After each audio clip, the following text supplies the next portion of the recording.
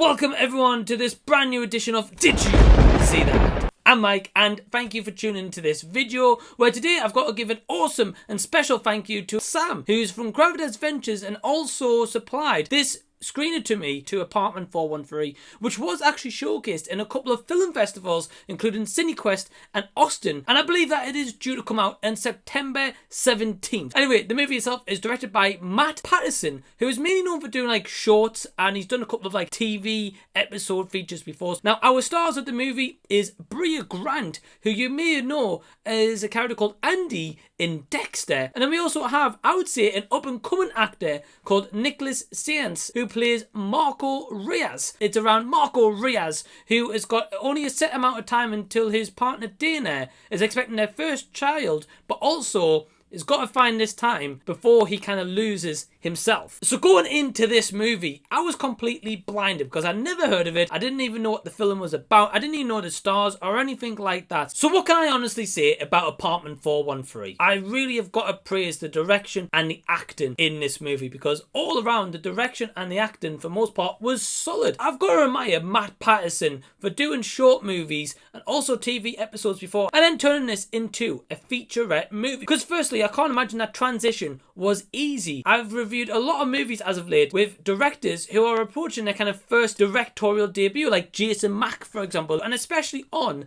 a shorter budget. These little features have got to kind of do and suffice with what they've got. And one thing that I also admire is that it's kind of filmed mainly in one location in this little Apartment 413 building. The fact that they managed to get this kind of secluded environment where kind of from the get-go of this movie you feel that kind of seclusion in this apartment block, because it hardly shows you anything outside of this one apartment. When you have a setting like this, you've got to rely on your cast to really pull off this secluded environment, because if Nicholas Saenz and Brea didn't pull off the chemistry and the performance, we would have had a one that was dragged out, boring and just tedious to get through. But I didn't feel like that at all. But Brea, as I said, is definitely the main star of this movie, and you can definitely tell from her experience and time from on like Dexter, she really brings an element and a refreshing take to this movie overall, because the scenes that she's in, she really plays a great loving partner to our character Marco, who is slowly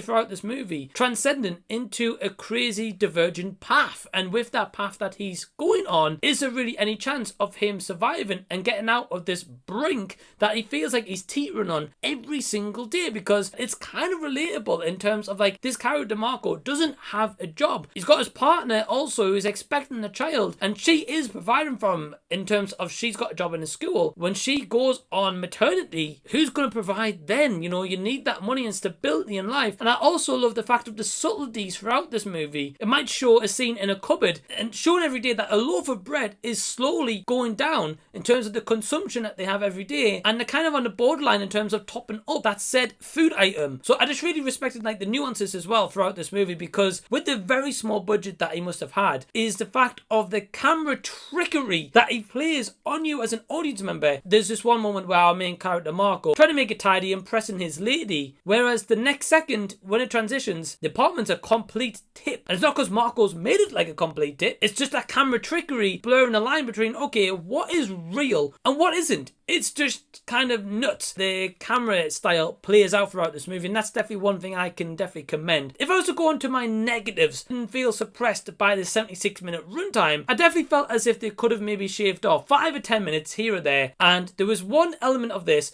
where a mechanic plays a part to this film's narrative. I didn't really feel like that added a lot to this movie overall, or at least the execution of what they were maybe trying to go for. There is also elements in this as well that kind of plays out to the ending of the movie. I felt like they didn't really need to go in that route to get to that ending of the movie. I felt like as if they were going on a solid platform as it is, whereas this really slow burn movie in terms of this guy's transcendence into madness each and every single day, but his transcend into that, I really generally enjoyed that. So they're my only kind of negatives for the movie. So overall, with that in mind, my score for Apartment 413 is I really hope that you enjoyed this review, and have you seen Apartment 413? If so, leave your comments down below in the comment box so we can have a discussion down there. While you're also there, please feel free to give this video a big thumbs up and tell the algorithm to go screw itself. And also, please feel free to hit that red subscribe button as well. It's literally just below this video, and I'd love to see you here again next time. But until